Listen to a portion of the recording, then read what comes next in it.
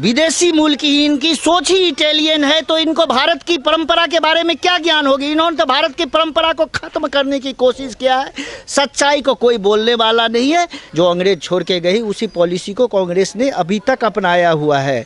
वो अपने सामने वंशवाद के आगे वो किसी को पनपने नहीं देंगे, चाहे कोई भी युवा नेता हो। मैं कांग्रेस पार्टी के और भी बुद्धिजीवी लोगों से पूछना चाहता हूँ कि कांग्रेस पार्टी में इन दो के अलावा तीसरा कोई भी पढ़ा लिखा, क्या कोई भी बुद्धिजीवी, क्या कोई भी माइंडेड व्यक्ति बचा ही नहीं है कांग्रेस पार्टी के अंदर।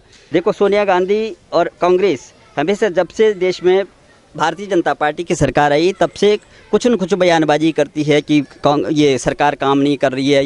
यहाँ तक कह दिया कल उन्होंने कि संविधान खतरे में है, यहाँ पर बोलने की आज़ादी नहीं है, लोगों को बोलने की अभिव्यक्ति नहीं है।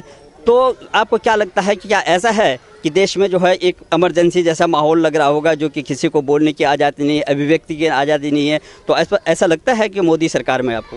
ऐसा कुछ नहीं है। देश में सभी लोग को अपना हक, अपना मत देने का अधिकार है संविधान के अनुसार। और देश में जो खुशी का माहौल है, जो ऐतिहासिक कार्य हुए हैं अभी नरेंद्र मोदी जी के शासनकाल में, वह ऐसा कभी न किसी ने सोचा भी नहीं होगा और नहीं कोई कर पाएगा। अभी तक प्रधानमंत्री जितने भी हुए हैं, जो ऐतिहासिक काम जो नरेंद्र मोदी जी के द्वारा किया गया है, ऐसा कोई प्रधानमंत्री अभी तक नहीं किए थे जो आज नरेंद्र मोदी जी ने कर दिए। और कोई इमरजेंसी जैसा लागू नहीं है। सभी लोग खुशी से अपना जीवन व्यतीत कर रहे हैं, सब लोग खुशी चैन से रह रहे हैं। सिर्फ कांग्रेसी को ही दिक्कत है और कांग्रेसी पागल हो रखे हैं, जो अलूल जलूल बातें बयानबाजी आए दिन टीवी पे डिबेट पे करते रहते हैं। ये सब करने की कोई ज़रूरत नहीं है। कांग्रेस पार्टी अब बिल्कुल सफाया हो गया है भारत से, और इन लोगों का अपना बोरिया बिस्तरा बांध करके अपने अपने स्थान पे चला जाना चाहिए, चुपचाप हो जाना चाहिए।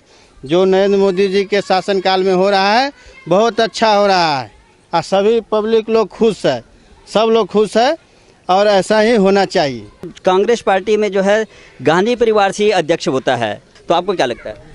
ये लोग जो पहले जो राजा महाराजा का दौर चला करता था, पहले राजा होते थे, उनके एक आवाज़ पे सब लोग हाजिरी लेके अपना उनके चरणों के नीचे झुक जाते थे। वही ये सोनिया गांधी चाहते हैं कि हम कभी माँ बन जाती है अध्यक्ष राष्ट्रीय कांग्रेस पार्टी का और कभी बेटा राहुल गांधी जी बन जाते हैं। तो ये दोनों आदमी में फेरा बदली का खेल चलते आ रहा है वर्षों से लगातार। लेकिन मैं कांग्रेस पार्टी के और भी बुद्धिजीवी लोगों से पूछना चाहता हूं कि कांग्रेस पार्टी में इन दो के अलावा तीसरा कोई भी पढ़ा लिखा, क्या कोई भी बुद्धिजीवी, क्या कोई भी माइंडेड व्यक्ति बचा ही नहीं है कांग्रेस पार्टी के अंदर। जो इन लोगों को ये माँ बेटे के अलावा कोई तीसरा व्यक्ति उस पोस्ट के लिए जागरूक नहीं है या उसके लिए वो चीज़ नहीं है। इस तरह से पब्लिकों को मूर्ख बनाना, जनता को बेवकूफ़ समझना कांग्रेस पार्टी छोड़ दें और किसी अच्छे व्यक्ति को, अच्छे पढ़ा लिखा आदमी को राष्ट्रीय अध्यक्ष कांग्रेस पार्टी बनाएं। नहीं तो इन लोगों का यह खेल जो है पब्लिक समझ गई है। कभी ये बनते हैं, कभी बेटा बनते हैं, कभी माँ बनती है और देश को बर्बाद करने के कगार पर ला दिया 70 सालों से। ये सब चलने का अब नहीं है। सब पब्लिक जागरूक हो गया है, समझदार हो गया है। अब यह नहीं चलने वाला है ड्रामाबाजी। मैं राहुल गांधी जी से, सोनिया गांधी जी से मैं यह बताना चाह रहा हूँ कि आपके पार्टी में 2-4 प्रमुख नेता इस टाइप के हैं जो आपके पार्टी को नेस्तनाबूद कर देंगे वो लोग। जैसे में दिग्विजय सिंह हुए नंबर 1 में, कपिल सिब्बल हुए, गुलाम नबी आज़ाद हुए, और भी 2-4 नेता और भी हैं। ये सब लोग कांग्रेस पार्टी को धरातल पे पहुंचाकर ही दम लेंगे ये लोग। आप क्या कहना चाहेंगे कि कैसा होना चाहिए जो है कांग्रेस पार्टी का अध्यक्ष? कांग्रेस पार्टी का अध्यक्ष यदि कांग्रेस पार्टी अपना ही अपने रिलेशन से, चाहे अपने ही घर का कोई सदस्य गांधी परिवार से कोई देंगे तो कांग्रेस पार्टी जीवन में कभी भी अब जो प्रधानमंत्री का जो ख्वाब देख रहे हैं वह ख्वाब जनता पूरा कभी होने नहीं देगा।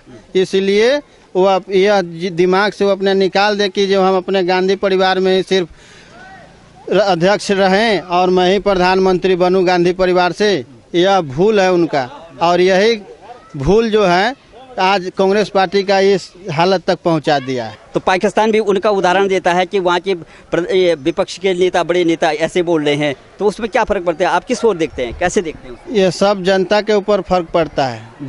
जो कांग्रेस पार्टी के जो लीडर हैं वो सब ये सब जो बयानबाजी करते हैं देश के प्रति, सेना के प्रति, सुरक्षा के प्रति, इसलिए जनता इन बातों से दुखी हो जाता है।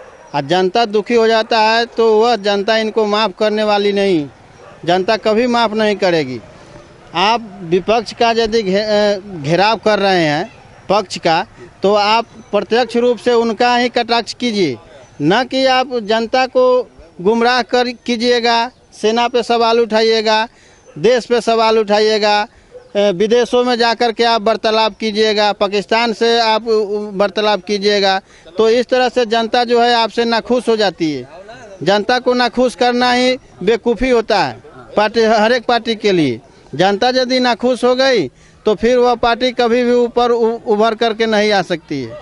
इसलिए कांग्रेस पार्टी के सभी नेताओं को यह चीज़ पे अपने जुबान पे लगाम देना चाहिए कि हम अपने देश के बारे में, अपने सेना के बारे में, अपने सुरक्षा के बारे में, अपने धरोहर जो संस्थाएं हैं हमारे भारत के अंदर में, उस संस्थाएं पे सवाल खड़ा नहीं करे। जैसे राम मंदिर का मुद्दा कितना बड़ा मुद्दा था, इस मंदिर के बारे में कोई नेता काल्पनिक कह रहा है, कोई कुछ कह रहा है, कोई कुछ कह रहा है, तो यह सब जो है यह बिल्कुल गलत है। देश का जनता इससे आहत होती है, न कि नेता कोई आहत होता है। देश का यदि जनता आहत होगा, उसके दिल पर चोट पहुंचेगा, तो जनता कभी माफ़ न करती है और नहीं करेगी। उसको, उस नेता को, उसको भागना पड़ेगा, रन छोड़कर भाग जाएगा वो नेता। विपक्ष को मैं यह संदेश देना चाहता हूँ कि आप यदि कोई पक्षधर नेता अच्छा काम कर रहा है तो उसमें सहयोग कीजिए और उसका वाहवाही कीजिए, जिससे जनता आपके प्रति भी आप झुकाव रखे, आपके प्रति भी संवेदना उसको जनता को हो। नहीं कि वो कोई अच्छा आदमी काम कर रहा है और उसको आप बुरा बताएंगे, तो ऐसा कि जनता अंधा नहीं है और मानसिक रूप से जनता आजकल बीमार नहीं है। फेसबुक का, व्हाट्सएप का टेक्निकल ज़माना हो गया, जागरूक है, गांव-गांव, गली-गली, शहर मोहल्ला सभी जगह सब लोग देख रहा है, समझ रहा है, जान रहा है। आपको बेवकूफ़ बनाने से जनता बेवकूफ़ नहीं बन सकती है। सोनिया गांधी का जो था झारखंड में किसी कार्यक्रम में उन्होंने बोला कि आज़ादी के बाद जो है 75 साल हुई है और अभी भी लोकतंत्र में जो है ना अभिव्यक्ति की आज़ादी नहीं है, बोलने की कोई स्वतंत्रता नहीं है। तो क्या आपको लग रहा है कि क्या ये बीजेपी जो सरकार आई है उसमें बोलने की किसी को स्वतंत्रता नहीं, ये बात सत्य है? नहीं, ये कोई सत्यता नहीं है। एक्चुअली जो कांग्रेस पार्टी, एक्चुअली मैं भी 52 साल का हूँ और मेरे दादा, परदादा और पिताजी वो भी कांग्रेसी ही थे, लेकिन आज हम किसी पार्टी कांग्रेस में तो नहीं है, क्योंकि कांग्रेस की जो गति है वो पूरी भारत की जनता देख रही है। कांग्रेस की सिर्फ एक ही पॉलिसी है जो कि अंग्रेज़ों के ऊपर आधारित है, जो अंग्रेज छोड़ के गई उसी पॉलिसी को कांग्रेस ने अभी तक अपनाया हुआ है। वो अपने सामने वंशवाद के आगे वो किसी को पनपने नहीं देंगे, चाहे कोई भी युवा नेता हो। आपका साक्षात उदाहरण है एमपी में सिंधिया जी, राजस्थान में सचिन पायलट जी। खैर सचिन पायलट को उन्होंने संभाला, वो की प्रियंका की देन थी, समझे। लेकिन इनका जो पॉलिसी है कि भारत के पब्लिक को बेवकूफ़ बनाओ, डिवाइड एंड रूल की जो पॉलिसी है, सब जनता समझ चुकी है। जब तक ये पॉलिसी उनका नहीं सुधरेगा तब तक कांग्रेस की छवि नहीं सुधरेगी। इंदिरा जी के बाद जब सोनिया जी आई सत्ता में तो 10 साल तो लोग राजीव गांधी के, सोनिया गांधी के सिंपैथी में इनको पब्लिक, क्योंकि 90% उस समय के जितने जनता थे भारत के 90% कांग्रेस माइंडेड थे। राजीव जी के जाने के बाद सोनिया जी आई, उन्होंने जो अपनाया है वो पूरे भारत की जनता जानती है। और उन्होंने क्या, मनमोहन जी अच्छा काम किए, ये नहीं है कि मनमोहन जी ने काम अच्छा नहीं किए, लेकिन इसमें जो वंशवाद की जो परंपरा पनप गई ना, इससे कांग्रेस का बहुत बड़ा नुकसान हुआ। जो कि अब इन लोगों को चाहिए कि वंशवाद से ऊपर उठ के पूरी जो इनके सक्षम नेता हैं, जो युवा नेता हैं, उनको प्रोटेस्ट करें। तो कह रहे हैं ना बार बार कि डेमोक्रेसी डेमोक्रेसी। सबसे पहले तो भारत के जनता अभी भी इस सब चीज़ जानती है कि डेमोक्रेसी क्या है। Democracy is the government for the people and the people and by the people. ये तो जनता का लोकतंत्र है, जनता का डेमोक्रेसी है। इनमें यही तो ये लोग जो है ना, हम ही लोग के चुने हुए घोड़े हैं, जिनको छोड़ा है रोड पे दौड़ने के लिए, ये उल्टे हम लोग पे बोझ बन जाते हैं। समस्या ये है, पार्टी न, मैं कांग्रेस की भी बात नहीं कहूँगा, भारत में जितने भी दल हैं सबकी एक ही मानसिकता होनी चाहिए, देश प्रथम, उसके बाद राजनीति। ये गांधी परिवार से जो राष्ट्रीय अध्यक्ष चुना जाए तो क्या गलत बोल दिया था और उसमें क्यों मिर्ची लगी? जो भी ये जो, मैं तो इतना जानकार नहीं हूँ राजनीतिज्ञ का, लेकिन मैं जितना नॉलेज है मेरे पास, जो न्यूज़ में देखा था, जो 20 या 23 नेताओं ने जो पार्टी के अंदर चिट्ठी लिखी थी, वो बहुत अच्छी बात कही थी कि कम से कम नए चेहरे आए। और राहुल गांधी जो हैं वो अपना 2 साल पहले या 1 साल पहले अध्यक्ष पद का भार ग्रहण करके देख चुके हैं। पार्टी किसी एक पूरे देश की पार्टी होती है। एक कांग्रेस पार्टी के साथ हजारों करोड़ों कार्यकर्ता जुड़े हुए हैं और different mind in a different body. तो दूसरे जब 23 आदमी बोल रहे हैं तो वो कोई गलत तो नहीं बोल रहे, पार्टी हित में ही बोल रहे हैं ना। यदि 23 आदमी के बातों का यदि दरकिनार किया जाता है तो ये कांग्रेस पार्टी का दुर्भाग्य के सिवा और कुछ नहीं है। छोटी सी कहावत है, हाथी चले बाजार कुत्ता भूखे हजार, समझ गए ना। तो ये लोग ऐसे भोंकने लगते हैं ना, हम तो अब इनका निचोड़ क्या, ये लोग जब तक वंशवाद की परंपरा नहीं समाप्त होगी ना, कांग्रेस पब्लिक को झूठा बना रही है। आप मान लो एक राहुल गांधी नेता हैं, उनके पीछे 50 फॉलोअर हैं, उस 50 के पीछे 100 फॉलोअर हैं, उस 100 फॉलोअर के पीछे 2000 फॉलोअर हैं। बस पर्टिकुलर वो लोगों को बस थोड़ा सा उनको लाभ मिलता होगा। बाकी जो 1,35 करोड़ जो हम लोग कह रहे हैं कि भारत की जनसंख्या है, क्या कोई भी पार्टी हो हर एक आदमी के लिए क्या सोचती है? हाँ ठीक है, देश सबसे पहले है, जो पार्टी अच्छा काम करेगी जनता उसको हमेशा चुनेगी।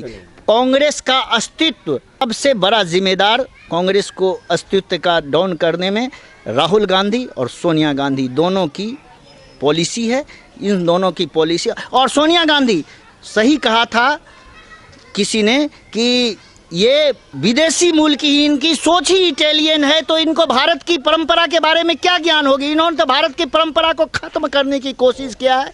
सच्चाई को कोई बोलने वाला नहीं है, तो जिसको जहाँ मिल रहा है ना वो उसी में खुश है। तो हम लोगों को तो कोई, हम लोग तो मजदूरी करने वाले आदमी हैं, सत्य बोलने में बिल्कुल अध्यक्ष दूसरा होना चाहिए, बिल्कुल वंशवाद से बाहर आना चाहिए।